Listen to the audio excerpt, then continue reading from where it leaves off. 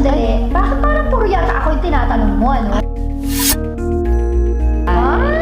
Magaling sumagot.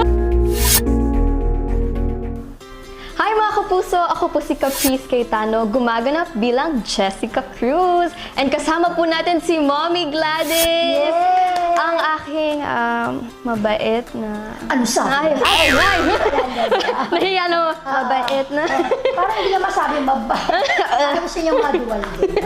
At gagawin po natin ang Fill in the Blanks. Fill in the blanks. Yes! Hindi gagawin to, ha? Oo. Bago-bago. Bale, ako po muna pala si Tito Boy.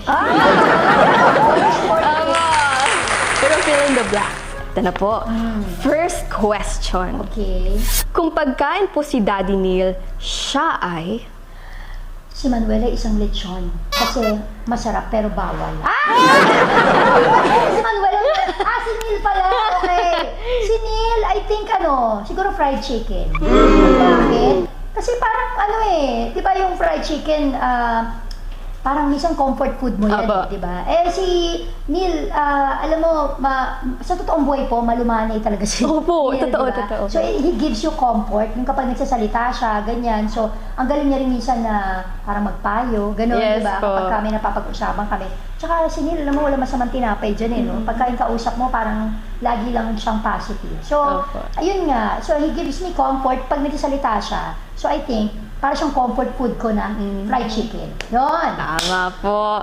Okay. Next question. Kung prutas si Mommy Vina, siya ay... Ay, kung prutas, siguro si Ate Vince ay bayabas. Bayabas, bakit? Kasi di ba yung guava, yung parang vitamin C siya di ba? Opo. At the same time, parang maganda rin siya sa boses. I think oo, di ba parang yung mga, siya So, syempre, dahil vitamin C, okay din siya para sa lalamunan. Di ba, dahil singer nga si Ate Opo, Vince, singer. Tapos napaka-powerful ng boses niya. So, I think siya siyang bayabas. Opo. Yun. Gusto ko rin yun yung pagka yung kinain mo kasi yung bayabas, di ba, yung mga buto-buto nun. Opo. Tapos lalo na kung hindi ganun katigas. Kasi gusto ko yung medyo hindi ganun katigas yung bayabas, yung maliliit, yun. Next question.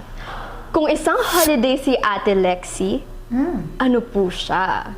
Oh, holiday? I think siya, mukha siyang anniversary sale.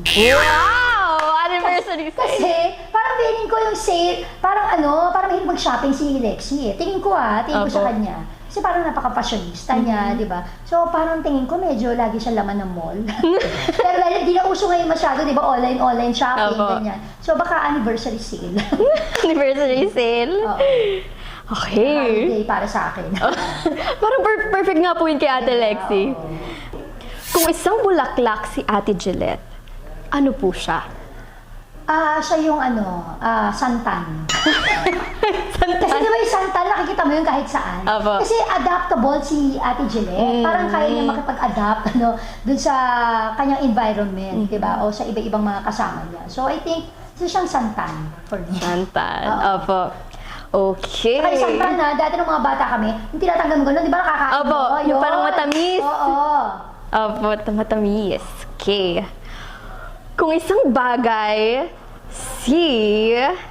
kung isang bagay sa kusina si Kuya Pancho, siya ay... Sandok. Sandok, yung gano'n, di ba? Yung sinasandok niya yung mga ulam. Ay, yung malaki po, yung pang-serve. Walang pang-serve. Tama. Sandok. Oo, ng mga ulam. Bakit? Kasi alam mo, si Pancho, pag dumarating sa set yan, kumbaga, para siyang lahat kinakausap niya, parang lahat, alam mo yun, aligaga siya, ganyan. So, di ba yung sandok, pag sinandok mong ganyan sa ulam, di ba parang ang dami kagad na kukuha, kasi nga sandok siya So, parang siya gano'n, ang dami niya kagad nakakausap sa unang pagdating niya pa lang, di ba? Extrovert. Sa taping, sa tingin mo, ano ba yung mangyayari sa shoot natin? Ano ba mangyayari sa story natin? Machika. Ganyan. Ang dami niya kagad na kinakausap. So, sa presence niya pa lang na gano'n, unang dating niya pa lang, ang dami niya kagad nakakasalamuha at ang dami niya kagad chinichika. Parang sandok din. Sa sandok mong ganyan, ang dami na kagad sahog. Di ba? Nakukuha. Machika. Yan. Teka lang, sandali.